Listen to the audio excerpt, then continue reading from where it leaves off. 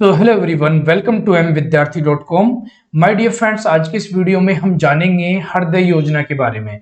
इसके पहले वाले वीडियो लेक्चर में हमने देखी थी हमारी योजना नंबर 1 और वो थी इंदिरा रसोई योजना। आज की हमारी योजना रहने वाली है योजना नंबर 2 और नाम है भैया हृदय योजना। तो हम आरपीएससी आरओ एंड ईओ के बारे में पढ़ रहे हैं। इसमें पार्ट बी के अंदर ये क्वेश्चन आने वाले हैं। मैंने आपको बताया था टोटल 8 से 9 योजनाएं हैं जो कि आपके एग्जाम में पूछी जाएगी, इंपोर्टेंट है।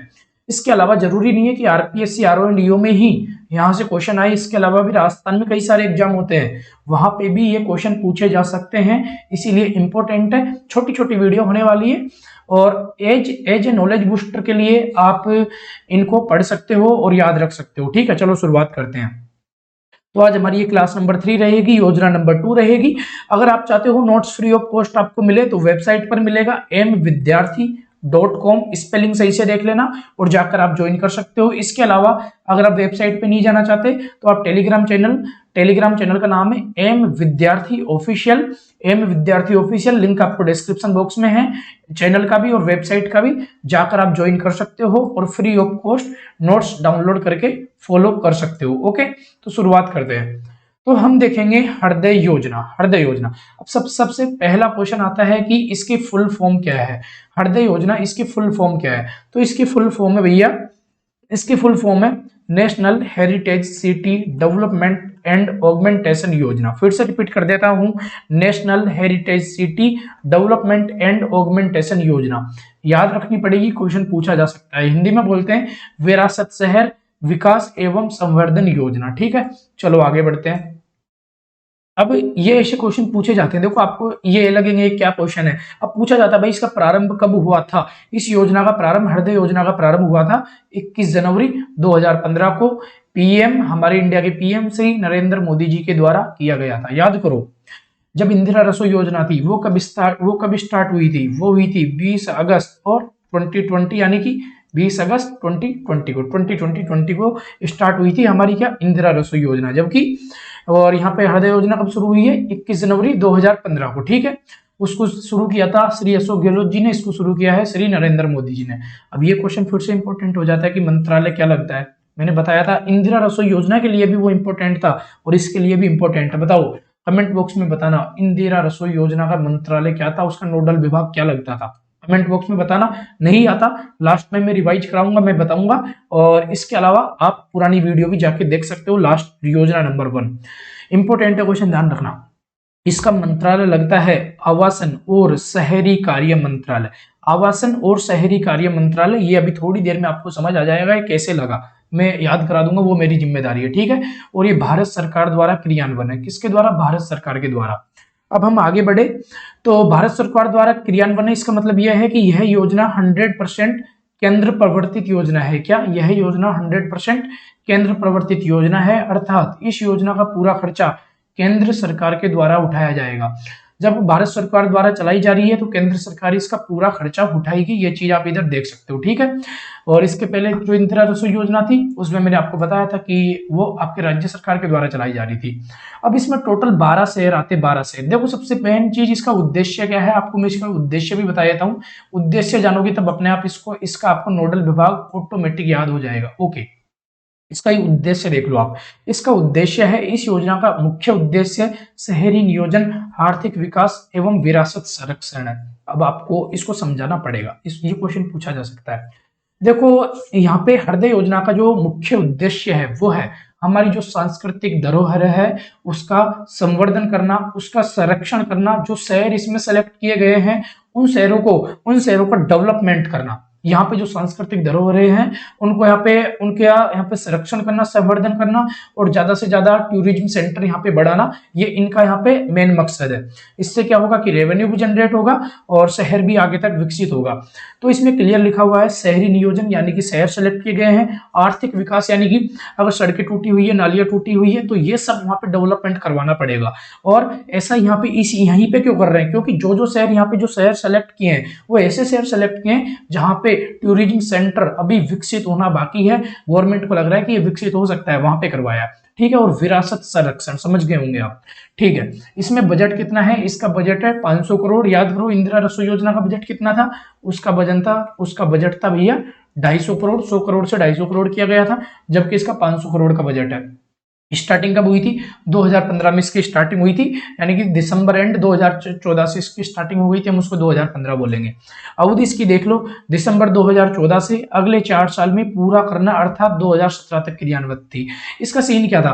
देखो ये वैसे मार्च 2017 में खत्म हो गई थी। अब एक डाउट आता है कि भाई जब 14-15 में स्टार्ट हुई तो ये दिसंबर में स्टार्ट हुई है या मार्च में खत्म क्यों हो रही है?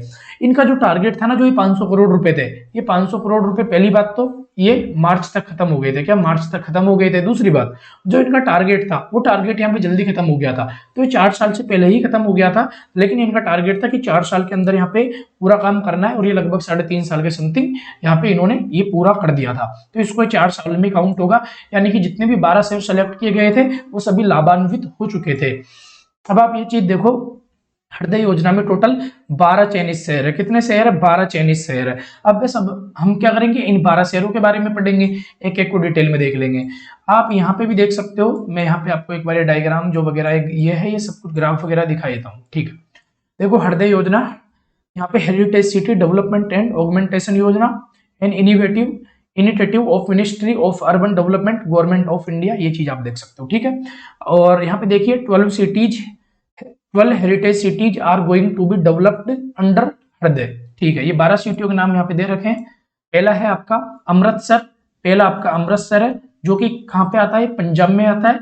सेकंड आपका मथुरा जो आपका यूपी में आता है। थर्ड आपका अजमेर जो आपका राजस्थान में आता है। 4 आपका वाराणसी यूपी में आता है। 5वां है गया बिहार में आता है। 6 है द्वारका गुजरात में आता है। एक एक के बारे में डिटेल में पढ़ेंगे, ये मत सोचना मैं क्या कर रहा हूँ फास्ट, ऐसा कुछ भी नहीं है, मैं आपको पूरा दिखाऊंगा अभी। 7 नंबर पे आता है भैया पुरी, पुरी ओडिशा में आता है। 8वें नंबर पे आता है वारंगल तेलंगाना में आता है। 9वें नंबर का आता है बादामी कर्नाटक में आता है।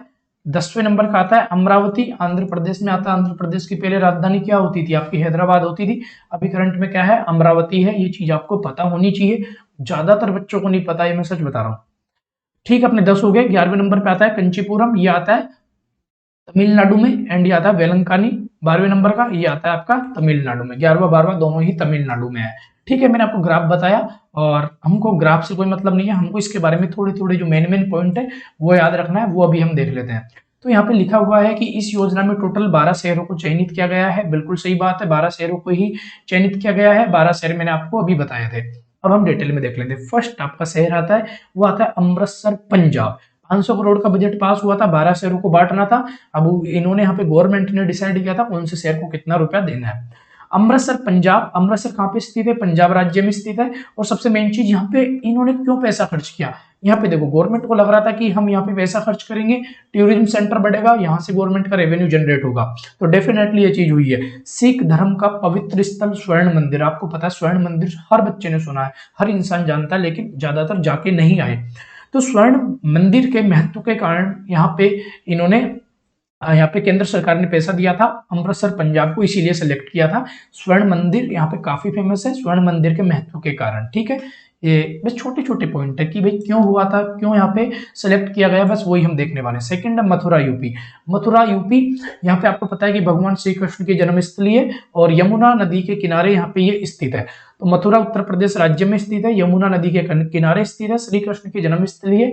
यहाँ पे काफी अच्छा खासा टूरिज्म आता है, इससे गवर्नमेंट का रेवेन्यू जनरेट होता है, इसीलिए मथुरा को यहाँ पे सेलेक्ट किया गया था। और यहाँ पे सांस्कृतिक धरोहर का संवर्धन और संरक्षण दोनों चीज की जा रही है, आप ये देख सकते हो। संवर्धन यानी कि वहां पे इन्वेस्टमेंट किया जा रहा है, वहां पे अच्छा खासा इलाका बनाया जा रहा है, और संवर्धन हो गया। संरक्षण, यहाँ पे जब पैसा खर्च होगा संरक्षण अपने यहाँ पे होगा, ठीक है। फिर वाराणसी यूपी, इसके कई नाम है, देखो इसको जैसे काशी के नाम से भी जानते हैं, इसको बनारस के नाम से भी जानते हैं, वाराणसी, आनंदवन, 3-4 नाम है इसके। आपको पता होगा ये गंगा नदी के किनारे स्थित है। मथुरा आपका कहाँ पे स्थित था? ये यमुना नदी के किनारे स्थित था। वाराणसी आपका ये, और यहाँ पे गंगा नदी के किनारे स्थित है। वाराणसी यूपी में आता है, आपको पता ही होगा, उत्तर प्रदेश में आता है। और यहाँ पे ये किस लिए फेमस है आपको पता लगी गया होगा, काशी, बनारस, आनंदवन वगैरह, ये एक ही नाम है, सब इनकी वजह से फेमस है। 3 हमारे खत्म होते हैं, 3 से। चौथा शहर है यहाँ पे गया। गया कहाँ पे? बिहार में, याद करो, बोध गया, ठीक है। तो गया बिहार राज्य में स्थित है, ये इंपॉर्टेंट हो जाता है पॉइंट, है ना। बौद्ध धर्म का केंद्र माना जाता है यहाँ पे। और निरंजना या फल्गु नदी के तट पर आपको यहाँ पे ये देखने को मिलेगा, ठीक है। बौद्ध धर्म का केंद्र निरंजना या फल्गु नदी के तट पर, ठीक है, इंपॉर्टेंट है, याद रखना। फिर आपको पता है हमारा अजमेर राजस्थान, जो कि आपको पता ही है कि ये काफी फेमस है। अजमेर राजस्थान राज्य में स्थित है, जो कि राजस्थान में सांस्कृतिक दृष्टि से बहुत ही महत्वपूर्ण है। जिन्होंने राजस्थान की जीके पढ़ी होगी कभी, उनको ये चीज पता होगी कि अजमेर में काफी अच्छा यहाँ पे टूरिज्म सेंटर विकसित हो रहा है और आगे भी होने वाला है। आगे देखिए, पुष्कर व ख्वाजा मोइनुद्दीन चिश्ती की दरगाह के कारण सांप्रदायिक सौहार्द के लिए भी प्रसिद्ध है। आपको पता है जो पुष्कर का मेला लगता है कहाँ लगता है, अजमेर में। और आपको पता है इस पुष्कर के मेले में बहुत दूर दूर से लोग आते हैं, इसीलिए तो फेमस है, ठीक है। और साथ साथ में ख्वाजा मोइनुद्दीन चिश्ती की दरगाह के कारण भी ये सांप्रदायिक सौहार्द के लिए फेमस है। तो एक तो पुष्कर का मेला, एक ख्वाजा मोइनुद्दीन चिश्ती की वजह से अजमेर हमारा फेमस है राजस्थान में, ठीक है। 6 नंबर का आता है द्वारका गुजरात, ठीक है। इसके बारे में देखो, द्वारका गुजरात राज्य में स्थित है और हिंदू धर्म के 4 धामों में से एक धाम वो कहाँ पे स्थित है, वो द्वारका में स्थित है। तो ये आप याद रख लेना, क्वेश्चन आ सकता है। वैसे मुझे नहीं लग रहा है ऐसे क्वेश्चन आएगा इससे, फिर भी जब मैं लेके आया हूं तो आपको याद रखना पड़ेगा। हिंदू धर्म के 4 धामों में से एक धाम कहाँ पे स्थित है, द्वारका गुजरात में स्थित है। नेक्स्ट आता है पुरी ओडिशा।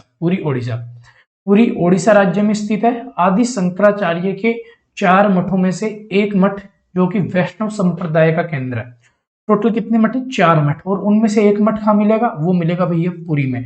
एक मठ कहाँ मिलेगा, पुरी में, और वो भी किससे संबंधित है, वैष्णव संप्रदाय से संबंधित है, ठीक है। ये इंपॉर्टेंट है, ये आपको याद रखना पड़ेगा, ये आपको याद रखना पड़ेगा। जो पुरी ओडिशा में मिलता है और पुरी ओडिशा राज्य में स्थित है। आदि शंकराचार्य की 4 मठों में से एक मठ जो कि आपको ओडिशा में मिलेगा, वैष्णव संप्रदाय का केंद्र, याद रख लोगे, ओके। नेक्स्ट आता है बादामी वातापी कर्नाटक। इसके 2 नाम है, या तो बादामी बोल दो या वातापी बोल दो। कहाँ मिलेगा, कर्नाटक में मिलेगा। बादामी वातापी कर्नाटक राज्य में स्थित है। प्रसिद्ध चालुक्य शासकों का इतिहास रहा था। जब देखो, जब आप दक्षिण भारत का इतिहास पढ़ोगे ना, जब आप दक्षिण भारत का इतिहास पढ़ोगे उस टाइम पे आप बादामी वातापी इन सब के बारे में, चालुक्य शासकों के बारे में बहुत अच्छे से पढ़ोगे, वहां डिटेल में दे रखा है। जब आप यहाँ पे दक्षिण भारत का इतिहास पढ़ोगे तो वहां पे ये सब अच्छे से इन्होंने यहाँ पे दे रखा है, आप ठीक है वहां पे देख लेना, ठीक है, पढ़ोगे तब पढ़ देना। नेक्स्ट आता है अमरावती, आंध्र प्रदेश में स्थित। आपको पता, पहले आंध्र प्रदेश की राजधानी हैदराबाद हुआ करती थी और अभी करंट में क्या है, अमरावती है, क्योंकि जो आपका हैदराबाद था वो तेलंगाना में यहाँ पे शामिल हो चुका है, इस वजह से। तो अमरावती आंध्र प्रदेश राज्य में स्थित है और सातवाहन शासकों की राजधानी, ये आपको याद रख लेना, क्वेश्चन आ सकता है। सातवाहन शासकों की राजधानी कौन सी है, अमरावती आंध्र प्रदेश, ठीक है, ओके। आगे बढ़े, ये पॉइंट दो बार एक बार में याद नहीं होते, आप जब 3-3 4-4 बार पढ़ोगे ऑटोमेटिक आपको याद हो जाएगा, बहुत आसान है, कोई बड़ी बात नहीं है। नेक्स्ट आता है कांचीपुरम तमिलनाडु। क्या, कांचीपुरम तमिलनाडु। कांचीपुरम तमिलनाडु राज्य में स्थित है। यह प्राचीन काल में प्रसिद्ध पल्लव पांडे चोल शासकों की राजधानी थी, याद रख लेना। इसके पहले भी अभी जस्ट मैंने आपको एक और पॉइंट बताया था, वो भी आप एक बार देख लो, मैं आपको बता देता हूँ। जो आपका देखो, सातवाहन शासकों की राजधानी कौन सी थी, ये थी आपकी अमरावती आंध्र प्रदेश। और जस्ट यहाँ पे मैं बता रहा हूँ आपको, जो कांचीपुरम तमिलनाडु है, यह प्राचीन काल में प्रसिद्ध पल्लव पांडे चोल शासकों की राजधानी थी। ये इतना इंपॉर्टेंट नहीं है ये वाला 10वां वाला, लेकिन आप तो ये याद रखो, कांचीपुरम तमिलनाडु राज्य में स्थित है और इसको 12 राज्यों में शामिल किया गया था हमारे हृदय योजना के अंतर्गत। नेक्स्ट आता है वेल्लकनी तमिलनाडु, 11वें नंबर का। 11वां और 12वां दोनों ही, ये भी तमिलनाडु में आएगा, तेलंगाना, ये तमिलनाडु में था। ये वारंगल आपका ये तेलंगाना राज्य में स्थित है, ठीक है, ये तेलंगाना में होगा। 11वां नंबर का तमिलनाडु है, 12वें नंबर का तेलंगाना है, ठीक है, ओके। 11वें नंबर का आपका तमिलनाडु, 12वें नंबर का तेलंगाना, वेलक्कनी एंड वारंगल। तो आप देखो, वेलंकनी तमिलनाडु राज्य में कोरोमंडल तट पर स्थित है। और आपका साथ में मैं इधर से देखूं तो यहाँ लिखा हुआ रोमन कैथोलिक चर्च के लिए प्रसिद्ध है, रोमन कैथोलिक चर्च के लिए प्रसिद्ध है। मैं एक बार 12 नंबर का आपको कंफर्म कर देता हूँ, हमारे लिए बेस्ट रहेगा। एक बार इसके बारे में देख लेते हैं, तमिलनाडु में आता है या फिर कहाँ पे आता है। चलो रुको, मैं अभी चेक कर रहा हूँ, ओके। जस्ट मुझे 1 मिनट का टाइम दीजिए ओनली, ये गूगल करना पड़ेगा। वारंगल कहाँ पे आता है भैया, वारंगल, वारंगल, वारंगल, यस, वारंगल तेलंगाना में आता है, ये कंफर्म है बिल्कुल। वारंगल आएगा, ये तेलंगाना में आएगा, तमिलनाडु में नहीं है। वारंगल तेलंगाना राज्य में स्थित है। वारंगल दक्षिण भारत के लिए प्रसिद्ध काकतीय वंश की राजधानी थी, ठीक है, आप ये देख लेना, ओके।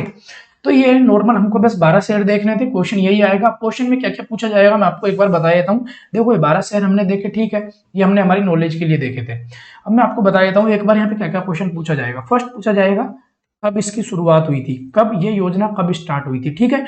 अब दूसरा आएगा इसका मंत्रालय क्या लगता है, मंत्रालय आपको शहरी मंत्रालय अभी मैंने बताया था जस्ट, ठीक है। थर्ड इसका आएगा कौन कौन से शहर, इसमें कितने शहर और कौन कौन से शहरों का नाम है। फोर्थ इसमें आएगा इसका उद्देश्य, इसका उद्देश्य क्या था मैंने आपको बताया था, संवर्धन और संरक्षण करना, और जो 12 शहर है उनका संरक्षण करना, संवर्धन करना और सांस्कृतिक धरोहरों उनके बारे में आपको यहाँ पे समझ गए होंगे आप, ठीक है, उनके बारे में यहाँ पे बताया गया है। 5वें नंबर का बजट कितना है, बजट था आपका 500 करोड़। बाकी ये पॉइंट आपको याद रखने, यही पॉइंट हमारे लिए इंपॉर्टेंट है। ओके चलो मैं अभी आगे बढ़ता हूँ, और आगे में एक नोट आता है, नोट में एक योजना आती है, योजना छोटी सी योजना है, प्रसाद योजना। क्या प्रसाद योजना इसका नाम है, प्रसाद योजना। इसके अंदर भी 12 शहर है। अब 12 शहरों के नाम आप एक बार देख लो, वही सेम लगभग, थोड़ा सा अंतर है, शहरों के नाम नहीं पूछा जाएगा, ये तो मैंने आपको बता दिया था इसके पहले वाली हृदय योजना में। बाकी शहरों के नाम पूछने का कोई चांसेज नहीं है, फिर भी वो इंपॉर्टेंट थी इसलिए बताया। प्रसाद योजना इतनी इंपॉर्टेंट नहीं है, इसमें हम डिफरेंस जान लेते हैं। डिफरेंस क्या है, जो आपकी हृदय योजना थी ना वो शहरों पे फोकस्ड थी, किस पे, शहरों पर। लेकिन यहाँ पे जो प्रसाद योजना है, प्रसाद योजना यहाँ पे तीर्थ स्थलों के लिए, तीर्थ स्थलों के लिए फेमस है। तीर्थ स्थलों के पुनरुद्धार और आध्यात्मिक संवर्धन के लिए चलाई गई थी। इस योजना का मुख्य उद्देश्य तीर्थ यात्रियों की सुविधाओं को बढ़ाना था। इस योजना में भी कुल 12 शहर ही शामिल थे। इस योजना में राजस्थान का अजमेर जिला भी शामिल है। यह योजना पर्यटन विभाग भारत सरकार के द्वारा चलाई गई थी। सबसे मेन इंपॉर्टेंट जो डिफरेंस आता है, पहला तीर्थ स्थल, सेकंड पर्यटन विभाग। इसके पहले हमारा पर्यटन विभाग नहीं था, इसके पहले शहरी मंत्रालय एवं आवासन विभाग था, जबकि यहाँ पर्यटन विभाग है, ये नोडल मंत्रालय। ये याद रखो, याद रखो, ये इंपॉर्टेंट है, ठीक है। सिंपल सा था, शहरों का नाम हमको याद नहीं रखना। आई थिंक आपको ये समझ आया होगा, चीजें आपको अच्छी लगी होगी, कंटेंट अच्छा लगा हो, वीडियो अच्छी लगी हो, वीडियो को लाइक करो, चैनल को सब्सक्राइब करो, और ज्यादा ही अच्छी लगी हो तो अपने दोस्तों को भी शेयर कर देना, ठीक है भैया। नोट्स ये फ्री ऑफ कॉस्ट अवेलेबल है टेलीग्राम चैनल पर एम विद्यार्थी ऑफिशियल, वेबसाइट पर भी अवेलेबल है mvidyarthi.com। वेबसाइट पर आपको बहुत कुछ देखने को मिलेगा, जाके आप विजिट जरूर करना, ठीक है। करंट अफेयर्स वगैरह सारी चीजें आती है वहाँ डेली की, आप जाके चेक कर सकते हो। एम विद्यार्थी भी नया है, आप भी नए हो, अपना सपोर्ट दिखाओ और चैनल को सब्सक्राइब करो, ठीक है। रिवीजन करें क्या, बताओ क्या रिवीजन करें, आप बोलो तो कर लेंगे। इस चलो हृदय योजना का एक बार शॉर्ट में देख लेते हैं। वैसे मैंने बता दिया इसका क्या रिवीजन करें। कब स्टार्ट हुई थी, आपकी स्टार्ट हुई थी 21 मई को, ठीक है, और ये आपकी 2014 में स्टार्ट हुई थी दिसंबर एंड में। इसके आगे ये पीएम मोदी के द्वारा स्टार्ट की गई थी। चलो आपको एक बार सारा रिवाइज ही करा देता हूँ। ओके देख लो, 21 जनवरी को स्टार्ट हुई थी, नॉट 21 मई, 21 जनवरी को स्टार्ट हुई थी। 20 अगस्त को आपका इंदिरा रसोई योजना शुरू हुई थी, नरेंद्र मोदी जी के द्वारा शुरू की गई थी। आवासन और शहरी मंत्रालय इसका नोडल विभाग लगता था, ठीक है।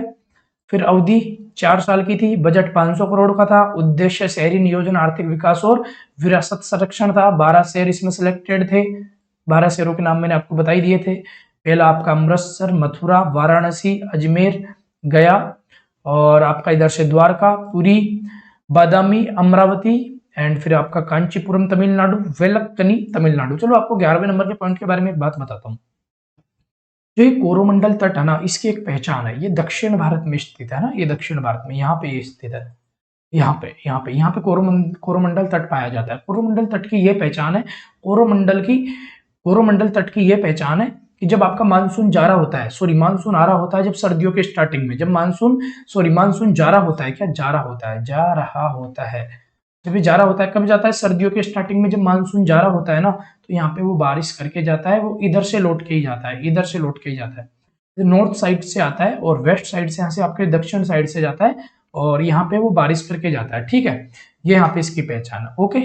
और फिर आपका वारंगल तेलंगाना, वेलक्कनी तमिलनाडु, सिंपल था, ठीक है। मिलेंगे नेक्स्ट वीडियो में, ये आप ये डेट वगैरह सब याद रखना, ठीक है। चलो मिलते हैं नेक्स्ट वीडियो में, all the very best, thank you so much. कोई भी डाउट हो तो आप पूछ लेना, बाकी नेक्स्ट लेक्चर आएगा नई योजना के साथ। Thank you.